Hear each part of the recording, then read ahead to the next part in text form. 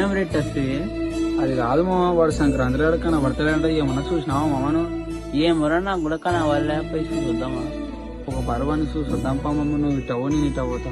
సరే సర్లే పంపారా.